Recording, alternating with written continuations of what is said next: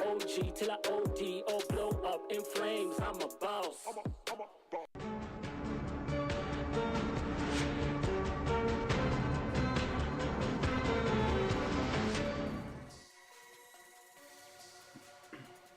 Welcome back to Biashara Tuesday. So internationally, when it comes to technology, the world would have everyone believe that Africa is a continent that struggles when it comes to innovation, development, and production, let alone the development of, I'd say, games and videos. So in studio today, I have a nice duo. These are two gentlemen from, they operate a game development firm in Nairobi, working on a self-budget 100%, and they have a new game out. It's called Recce Squad. We're here to talk much more on issues regarding app developments, game developments, and we'll be dissecting the industry as a whole in Africa. So maybe let me just say, let me just ask before, let me just get it from you people already. So number one, Africa right now, we're still lagging behind in terms of, I'd say our output in terms of apps being developed and released into the market, and even games per se. What is your view on the industry right now? Thank you first for having us today. So onto that, I would say Africa is not lagging behind that much. It's just that the exposure isn't there that much because other countries, for example, Nigeria, South Africa, Morocco, Egypt, these guys have, let me call it, kind of an established industry, especially Nigeria and South Africa. So as compared to maybe Asia, Europe, and USA, I would say it's lagging a bit behind, but Africa is catching up, especially those countries I've mentioned. And Kenya, the industry is still at its infancy, but over the last 2 to 3 years, like we've made strides. We've really made strides, yeah. So we are slowly catching up to the rest of the world. That's right. So Kennedy, Okiya, and Kelvin Tanyi. On to you, Kelvin. Maybe tell me what it takes to be a game developer in Kenya right now.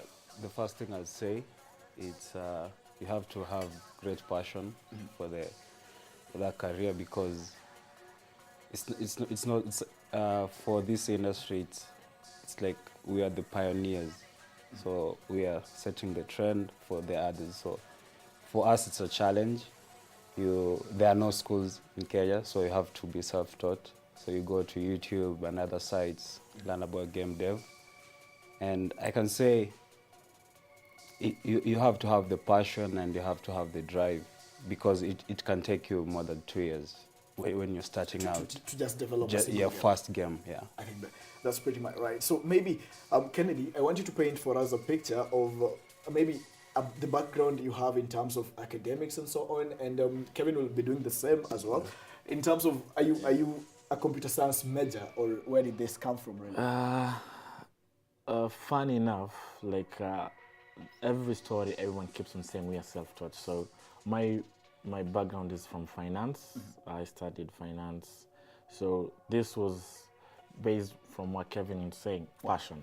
So while in second year, like I started teaching myself game dev. I've always liked games. So there's a game that I played when I was in just after high school called Resident Evil, that it asked something inside me. I was like, this is a story. So when I was in second year, when I was trying to play that game again, I was like, I want to create something like this. So I'd come from school, class, go home, just start studying what game dev is. For over 2 to 3 years, I was just, I wasn't sleeping, let me just say. I wasn't sleeping. And yeah. we know, looking at the fruits, right, just about a month and a half ago, we had Recce Squad Zombie Frontier released onto the market. Maybe paint for us a picture of your background. For me, it's a bit different. I studied IT at Maseno, but I can say it really helped me a lot, because I was looking into specializing in something that I really like and I enjoy doing. So for me, that was gaming. And I remember we were sitting with Kennedy at some point, and he told me about making games, and to me it sounded like a really, really good idea, and that's how it started.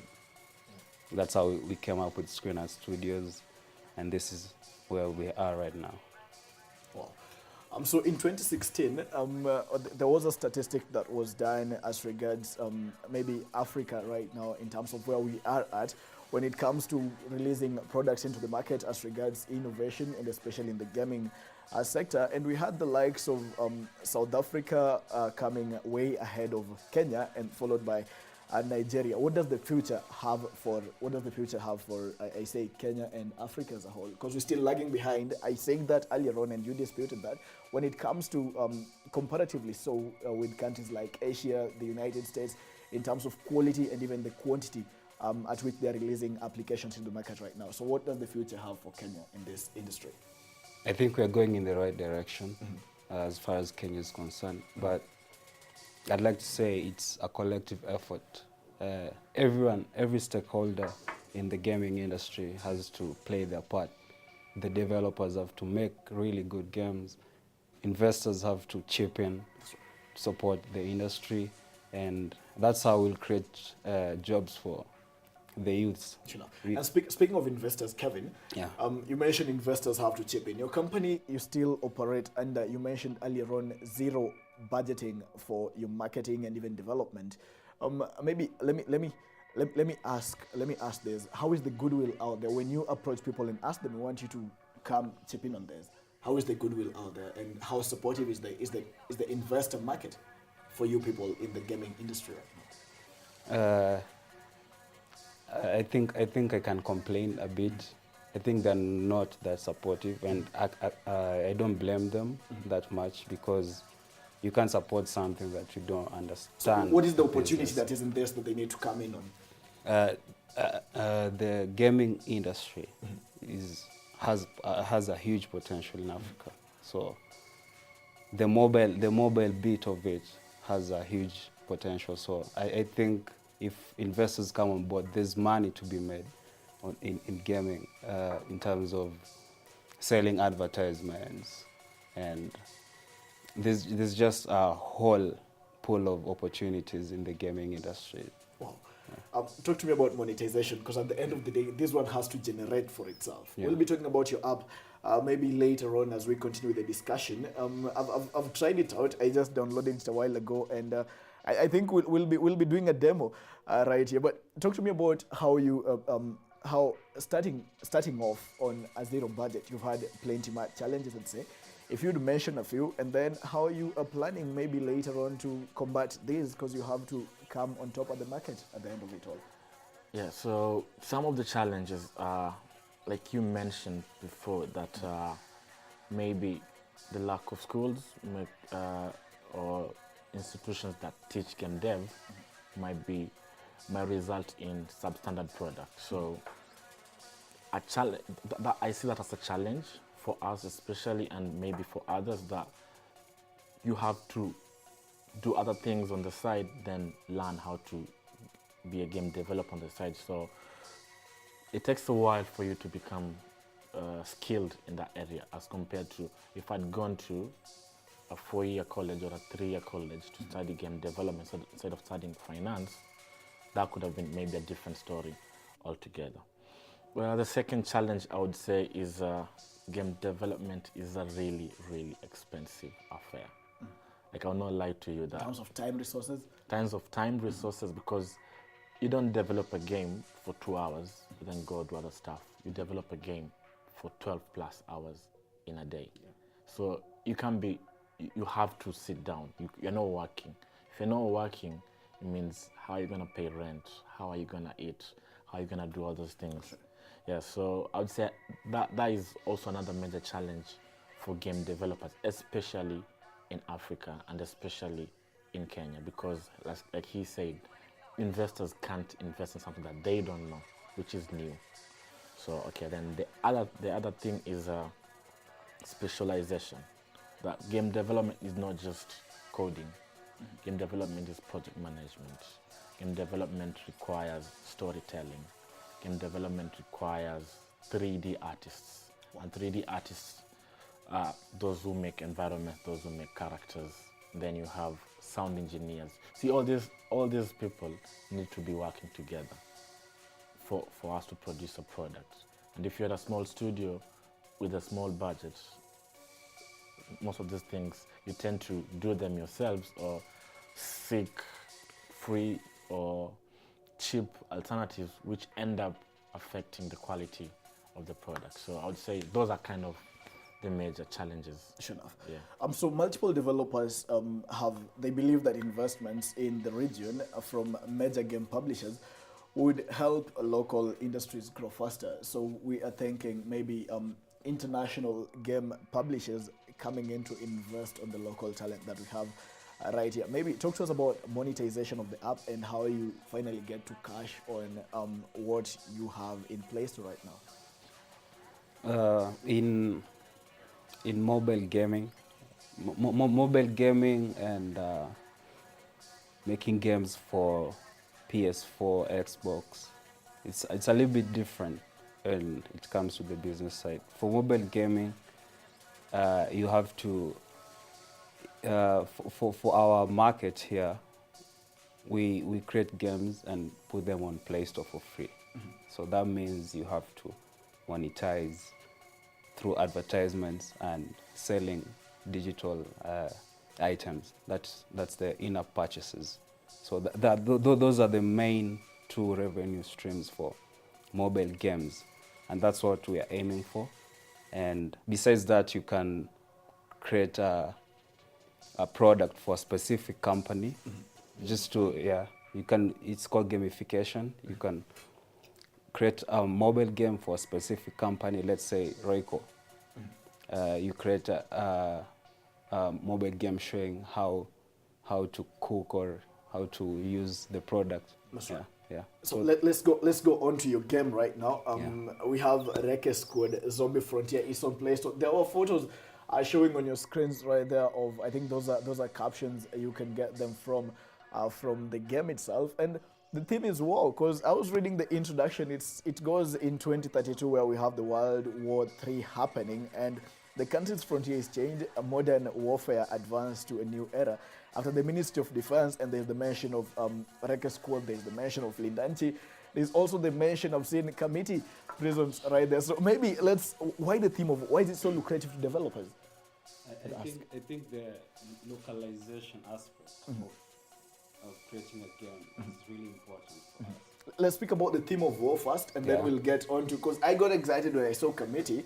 And I was like, wow, Kenya is also getting destroyed. New York has suffered so much. That's why. So talk to me about the theme of war in gaming. And it's been said to have diverse psychological effects on users, children, and so on. Do you have similar concerns, maybe? I think I'll let Ken take that. All right, Ken. Yeah. So it's been an issue for quite a while. So I'll say this, based maybe on my experience. I've played violent games. Resident Evil was one of them. I've played Call of Duty. Not for 1 second did I think about going out there and shooting someone. So I bet you've done the same thing, or you've played a racing game. I played GTA, and at one point I was like, man, I could just grab that car and go.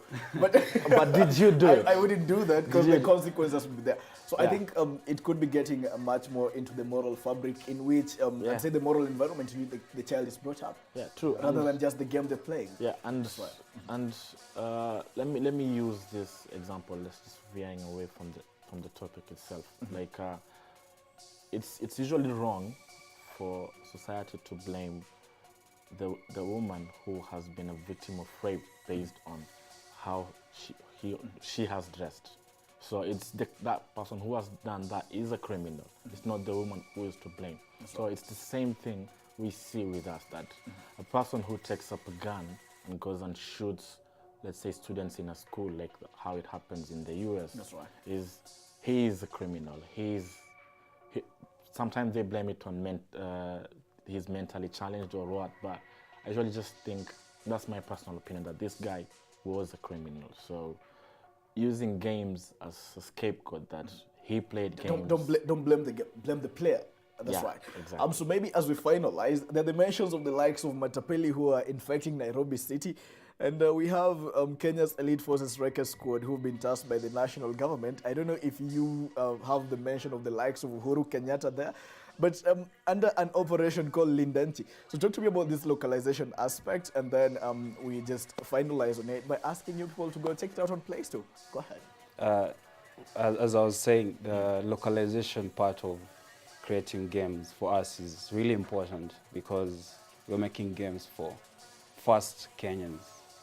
We'd like to appreciate our culture. We'd like to tell our stories. We are tired of seeing buildings we are not familiar with. That's right. So for us, that's important, and I hope every game developer in Kenya would do the same, because I think it gives something special to the game. To the game. Yeah. And this is the touch that we are having. This is how it is right now. So the new features they have on is a no-nonsense zombie shooting style. So you can just go shooting. I'll be experiencing this in just a minute. Nitakuwa nawaeleza how it is when we come back with no. You can unlock epic weapons as well. You can kill zombies, save Nairobi City, and reclaim your honor. You can also play with different characters. There's Sergeant Otieno, Sergeant Wafula, Sergeant Njeri, Sergeant Sidibe, and Agent 57. So these are all out there. Otieno is our producer, Hapa. So I'll be definitely picking that one. So that's it, people. Game development in Kenya and the state of how it is in Africa. I was talking to Screen Art Studios developers. I have with me Kennedy, Okiya, and Kelvin Tanyi. Thank you so much for joining me on Biashara Tuesday. Go ahead and check the game out on Play Store. Recce Squad, Zombie Frontier, and Save Nairobi City. That's right. It's like an awesome committee. That's like